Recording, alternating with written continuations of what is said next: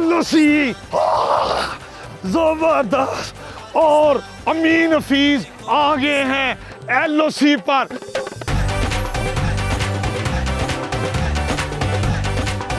ये है पानी लाइन ऑफ कंट्रोल का। दरियाए नीलम को एक हाथ से पानी को छुआ हो और दूसरे हाथ पे चाय पी रहे हों।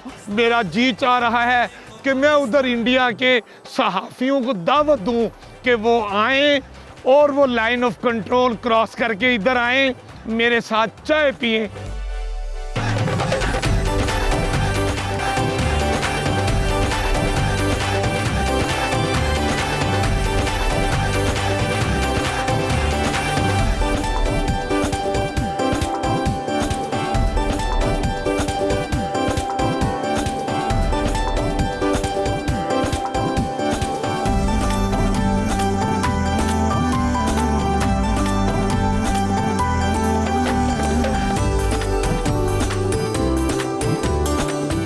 मैं इस वक्त ऐसे एरियल मुकाम पर मौजूद हूँ जहाँ से मैं आपको दिखा पा रहा हूँ एलओसी का वो पार्ट जिसके एक तरफ मकबूजा कश्मीर यानी कि भारत का हिस्सा और एक तरफ पाकिस्तान का आज़ाद जम्मू कश्मीर मौजूद है और दरमियान में बॉर्डर है। और ये कोई ऐसा बॉर्डर नहीं कि जो ऊंची ऊंची दीवारें हों, कोई हारदार तारे हों, ऐसा कुछ नहीं है। यहाँ पर जो बॉर्डर है वो है एक खूबसूरत मुकाम जिसको कहते हैं दरियाए नीलम। दरियाए नीलम ही इस मुकाम का एलओसी है जो दोनों तरफ के आबादी को आपस में अलग अलग कर रहा है।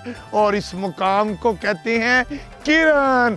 ये आधा हिस्सा भारत की तरफ है और आधा गांव पाकिस्तान की तरफ है। मैं यहाँ देख रहा हूँ कि भारत की तरफ छोटे बच्चे सुबह सवेरे बाहर आकर क्रिकेट खेल रहे हैं और बाज़ घरों से तो मुझे धुआं उठता दिखाई दे रहा है। लगता है कि उधर भी पराठे बन रहे होंगे और उधर भी अपने घर वाले को साथ बिठा के अंडा फ्राई करके और बाकी कश्मीरी खाबे खिलाए जा रहे होंगे। लेकिन मैं तो नहीं खा सकता क्योंकि मैं हूँ आज़ाद जम्मू कश्मीर के इस तरफ और दरियाए नीलम है दरमियान में एलओसी। और यहाँ पर जो चरिंद परिंद हैं, यहाँ पर जो मछलियाँ हैं वो क्या आज़ादाना माहौल में घूम रही हैं। मेरा जी भी चाहता है कि मैं परिंदा होता, अमन की फाख्ता होता, उड़ के मैं इस तरफ आ जाता, उड़ के मैं दरियाए नीलम के दूसरी तरफ चला जाता और यहाँ पर अमन ही अमन की फ़ज़ा कायम कर देता। और लोग मुझे कहते अमीन हफीज़ है अमन की फाख्ता। मैं उड़ी उड़ी जावा हवा दे नाल नी, मैं उड़ी उड़ी जावा हवा दे नाल। इस मुकाम पर पहुंच के जी चाहता है कि मैं कभी उड़ी उड़ी जावा जम्मू कश्मीर और कभी मैं उड़ी उड़ी जावा मकबूजा कश्मीर। अमन की फाख्ता होते हुए मेरा जी चाह रहा है, मैं सोच रहा हूँ कि कोई यहाँ पर आए और इस मुकाम को देखे और उसको ये पता ना हो कि ये एलओसी है और ये गांव है जो आधा हिस्सा इंडिया की तरफ है, आधा हिस्सा पाकिस्तान की तरफ है। वो ये मुकाम देखे, वो क्या सोचे? वो यही सोचे कि यहाँ पर जो गांव है दरमियान में जो एलओसी है दरियाए नीलम, उसके दोनों पार जो घर हैं वो एक जैसे हैं, जो इंसान बस रहे हैं वो एक जैसे हैं, कहीं कोई फर्क नहीं। काश ये बॉर्डर इतना अमन हो जाए, इतना प्यार हो जाए, इतनी खुशहाली हो जाए कि मैं आराम से उधर चला जाऊं और वो आराम से इधर आ जाएं। बॉर्डर अपने अपने, सरहदें मतलब अपनी अपनी, वतन अपने अपने, लेकिन अमन का तकाजा यही है कि ऐसे मुकामात पर एक दूसरे की तरफ आना जाना आसान हो जाए। तो खित्ते में अमन खुशहाली का दौर दौरा हो।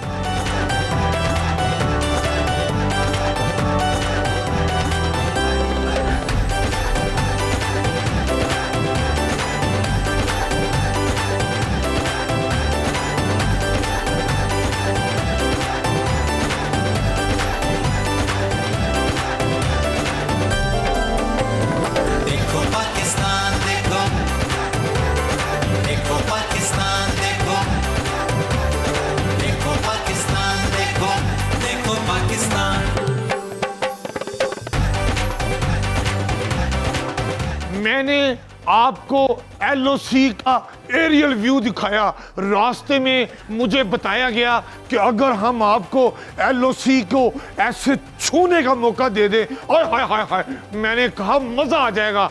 मुझे बताया गया कि ये बड़ा कठिन रास्ता है, मुश्किल रास्ता है, लेकिन मैंने कहा मैं एलओसी को छू कर दिखाऊंगा जहां लोग पहुंचने से भी डरते हैं, और अब हम एलओसी को छू कर दिखाते हैं।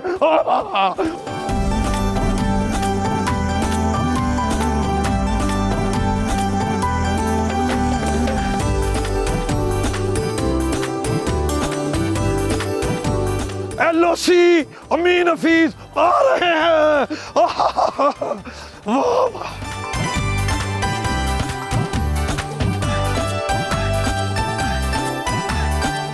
एलओसी जबरदस्त, और आगे हैं एलओसी पर। इधर है मेरे पाक वतन का सब्ज हलाली परचम आए, और उधर है इंडिया, उसका तिरंगा परचम आप देख रहे हैं। और अभी इस मुकाम पर आकर भी अगर एलओसी के जो दरियाए नीलम है उसके पानी को ना छुए, ये भला कैसे हो सकता है। अब हम जा रहे हैं एलओसी दरियाए नीलम के पानी को छूने भी और पीने भी। पाकिस्तान देखो, देखो पाकिस्तान देखो, देखो पाकिस्तान देखो, देखो पाकिस्तान।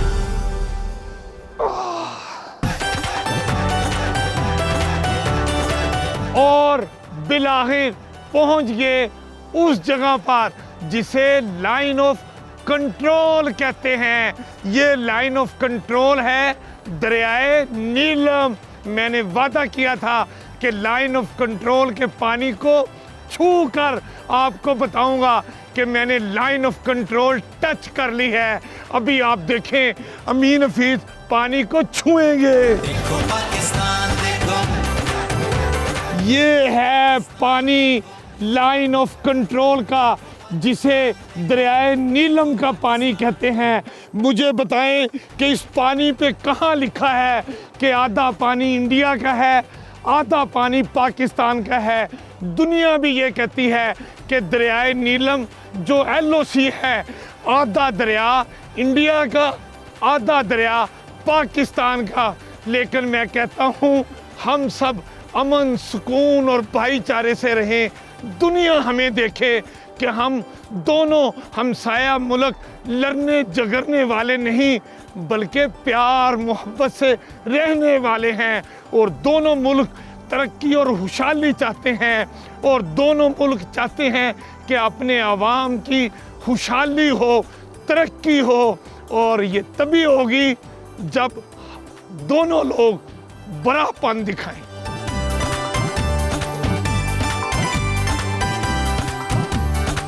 पोस्ट ऑफिस से मुझे याद आया कि काश टूरिज्म के नुक्ते नज़र से यहाँ पर ब्रिज होता, मैं यहाँ पर ब्रिज क्रॉस करके इंडिया चला जाता, वही मेरा एंट्री वीज़ा लगता। ऐसे ही जैसे इंटरनेशनल टूरिस्ट को वीज़ा आसानी से मिल जाता है, मुझे वहाँ पर वीज़ा मिलता और मैं उधर चिट्ठी अपने हाथ से उनके डाक खाने में डाल देता और ऊपर लिख देता कि आई लव यू, मैं आपसे प्यार करता हूँ, मैं आपसे प्यार करना चाहता हूँ, आप भी मुझसे प्यार करना चाहते हैं, आप भी मुझे प्यार करें। लेकिन अफसोस इस लाइन ऑफ कंट्रोल की वजह से मैं जो चिट्ठी उस डाकखाने में भेजना चाहता हूँ वो घूमते घुमाते 4 दिन के बाद उधर पहुंचती है। काश ये फासले कम हो जाएं, काश ये मोहब्बतें बढ़ जाएं, काश आना जाना आसान हो जाए, आवाम का भी, बिजनेसमैनों का भी, और जो कोई भी आना जाना चाहे आसानी हो, मुश्किल ना हो। जैसे मैं आया हूँ, मैं इधर आऊँ, मैं उधर जाऊँ, मैं उधर खाऊं पीऊं, मैं उधर के खाबे भी इंजॉय करूं, और उधर वाले भी ऐसे ही आएँ, वो कश्मीरी खाबे खाएं, वो यहाँ के कहवा पिएं, वो यहाँ की मेज़बानी से लुत्फ़ अंदोज़ हों।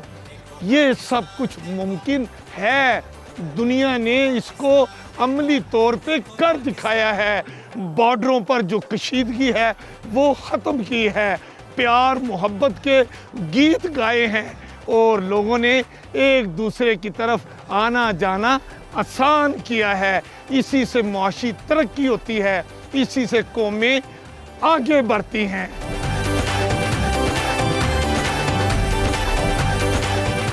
LOC से मुझे याद आया कि आप सोच रहे होंगे LOC लाइन ऑफ कंट्रोल, अमीन हफीज़ बार बार ये जिक्र कर रहा है, ये LOC होती क्या है? मैं आपको बताता हूँ। आप में से बहुत से लोगों को इल्म भी होगा, लेकिन जिसको इल्म नहीं है मैं उसकी मालूमात में इजाफा करता हूँ। 3 किस्म के बॉर्डर होते हैं। एक बॉर्डर होता है जिसको कहते हैं इंटरनेशनल बॉर्डर, जो आप समझते हैं कि लाहौर में वाघा बॉर्डर है, एक तरफ इंडिया है, एक तरफ पाकिस्तान है। मसलन जिसको इंटरनेशनल बॉर्डर, जिसको दोनों मुल्क हद तस्लीम कर लेते हैं, उसको कहते हैं इंटरनेशनल बॉर्डर। दूसरा बॉर्डर होता है जिसको वर्किंग बॉर्डर कहते हैं, और तीसरा बॉर्डर होता है लाइन ऑफ कंट्रोल। मसलन ये जो LOC है इसको लाइन ऑफ कंट्रोल कहते हैं। लाइन ऑफ कंट्रोल का मतलब ऐसी हदबंदी जिसको दोनों मुल्क हदबंदी तो कह रहे हैं मगर तस्लीम नहीं कर रहे, मुतनाज़ा इलाका है। मुतनाज़ा इलाके की हदबंदी को कहते हैं लाइन ऑफ कंट्रोल। ये मैं आपकी मालूमात में इजाफा कर रहा था। मैंने चाय का ऑर्डर दिया था, मेरा ख्याल है चाय आ रही होगी। यार किधर रह गई चाय? मैं लाइन ऑफ कंट्रोल पे बैठ के चाय, वाह जी वाह, बहुत मेहरबानी, बहुत शुक्रिया जी आपका। और यूँ चाय आ गई। आप मुझे बताएं, आप में से कितने लोग ऐसे हैं जिन्होंने लाइन ऑफ कंट्रोल के दरियाए नीलम को एक हाथ से पानी को छुआ हो और दूसरे हाथ पे चाय पी रहे हों? मेरा जी चाह रहा है कि मैं उधर इंडिया के सहाफ़ियों को दावत दूं कि वो आएं और वो लाइन ऑफ कंट्रोल क्रॉस करके इधर आएं, मेरे साथ चाय पिएं।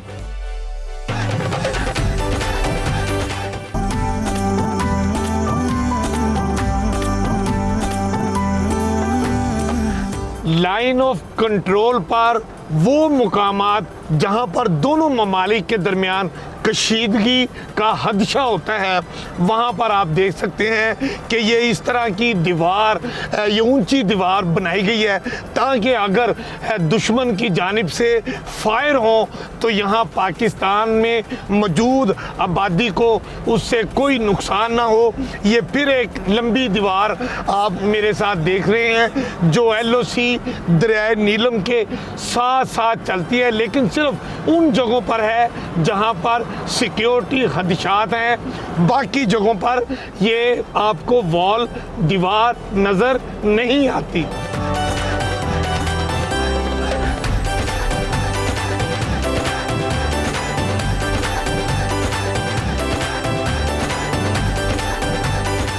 कुटन जाते हुए रास्ते में 8 मुकाम का मरकज़ी बाज़ार आया है। मैं देख रहा हूँ कि इस बाज़ार में ज़रूरियात ज़िंदगी की तमाम अशिया बड़े सस्ते दामों मिल रही हैं, और क्या क्या कुछ इस बाज़ार में उसकी इनफरादियत है वो हम आगे चलकर देखते हैं।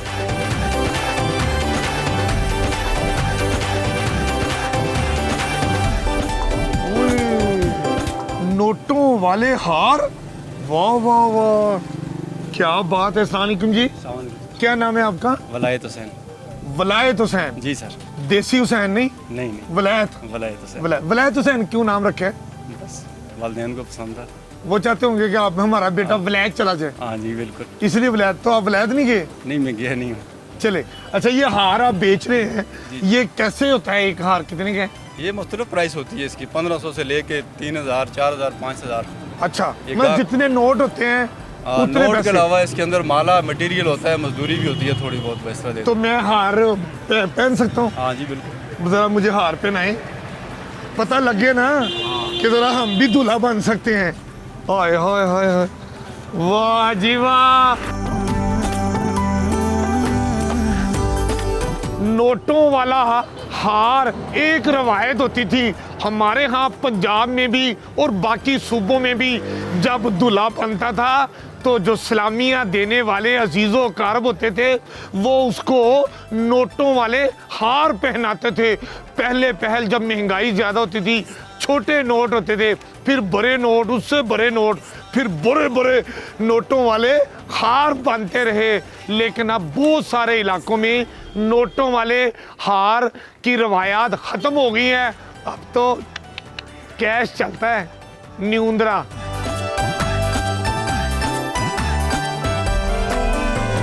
देखो पाकिस्तान देखो, देखो पाकिस्तान देखो, देखो पाकिस्तान देखो। आपने नॉर्दर्न एरिया में बहुत सारे होटल और गेस्ट हाउसेस देखे होंगे, लेकिन अब हम आपको नॉर्दर्न एरिया में दिखाते हैं आपका अपना घर।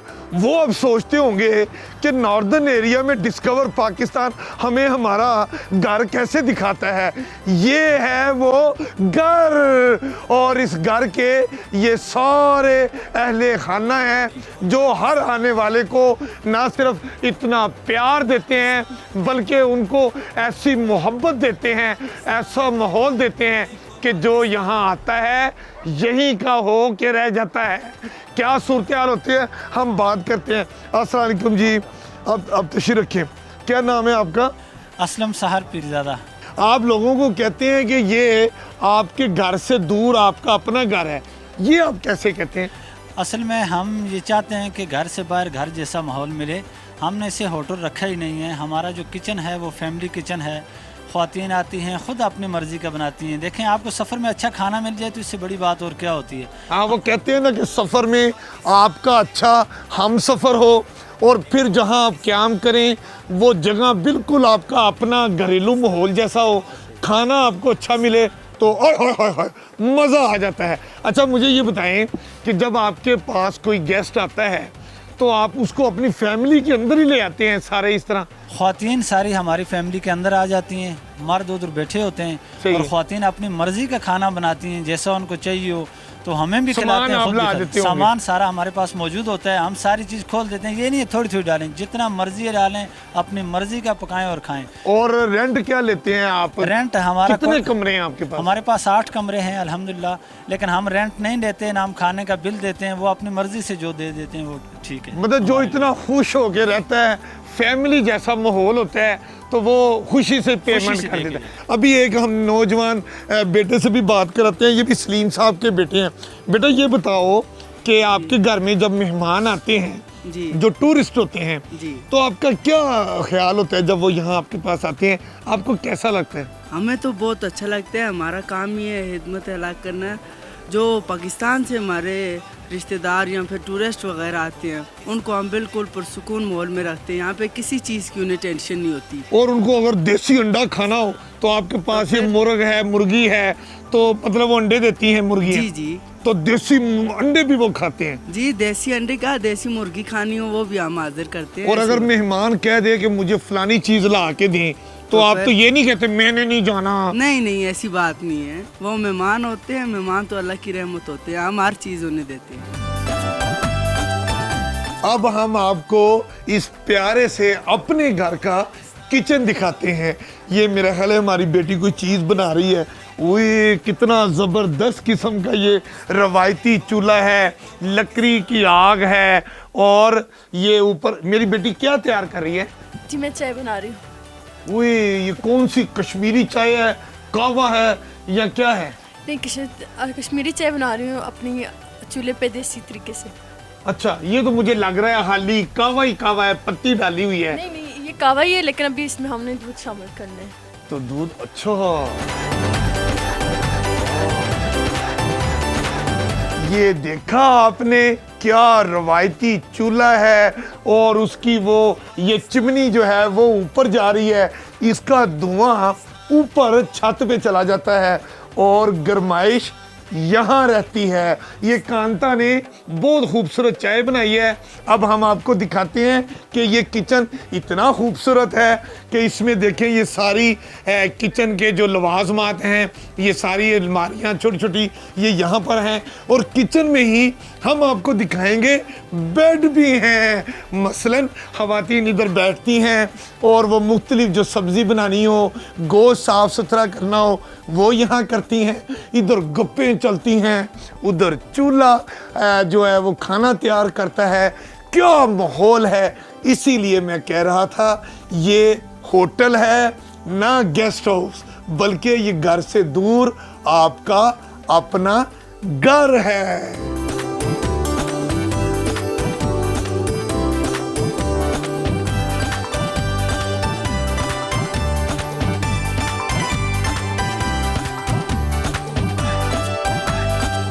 मैंने आपको बताया था कि इस घर के तकरीबन 8 कमरे हैं। ये मुख्तलिफ, यहाँ पर भी एक कमरा है और ये ड्राइंग डाइनिंग भी है, और आगे इस कमरे में भी आपको लिए चलते हैं। अब हम आपको एक बेडरूम दिखाते हैं, क्योंकि 8 बेडरूम हैं, सारे तकरीबन एक जैसे हैं। आप ये देखें इस कमरे की, और ऐसे ही तमाम कमरों के जो दरो दीवार हैं इतने खूबसूरत हैं। ओरिजिनल दियार की लकड़ी की ये दीवारें हैं, और आप इस छत देखें, ये भी सब लकड़ी की ये उसकी पैनलिंग हुई हुई है। और फानूस देखें, मेरा तो दिल बाग बाग हो गया। इतना प्यारा बेड, ऐसी खूबसूरत दियार की दीवारें और फानूस। और अब हम देखते हैं कि बाथरूम कैसा है। बाथरूम देखें, वो भी तमाम बुनियादी ज़रूरियात से मुज़य्यन है।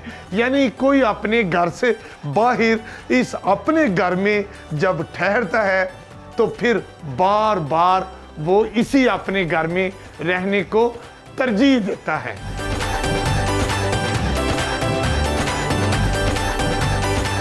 तो रास्ते में आते हुए कुंडल शाही वाटरफॉल भी आई। मैंने आपको हल्की सी वो सिर्फ इसलिए दिखाई कि वहाँ पर अब बहुत ज़्यादा पानी नहीं है, और वाटरफॉल के जो नज़ारा खूबसूरती है वो उस तरह नहीं थी। और इस जो गांव है यहाँ का, वो मैंने उसके घर भी आपके बाहर से दिखाए।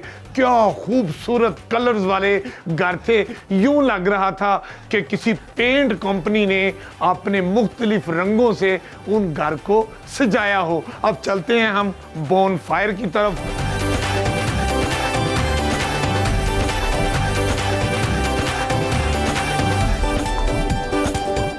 आपने अपने घर के जो कमरे हैं वो तो देख लिए। सर्दी इतनी ज्यादा है कि मेरा जी चाह रहा है अब हम बोन फायर की तरफ चले आप भी मेरे साथ।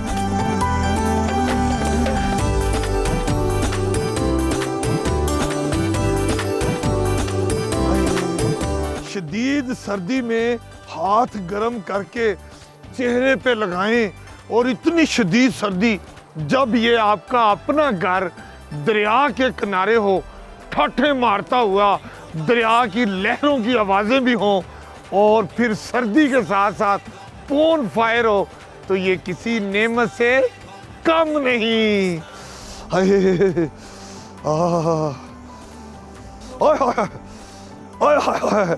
शदीद सर्दी का तौर बोन फायर ज़रूर है, लेकिन जो सर्दी मैं अंदर फील कर रहा हूँ उसके लिए तो गरम गरम करकती चाय, जिसको करक चाय कहते हैं, वो पीनी ज़रूरी होती है। अब हम चाय पीते हैं।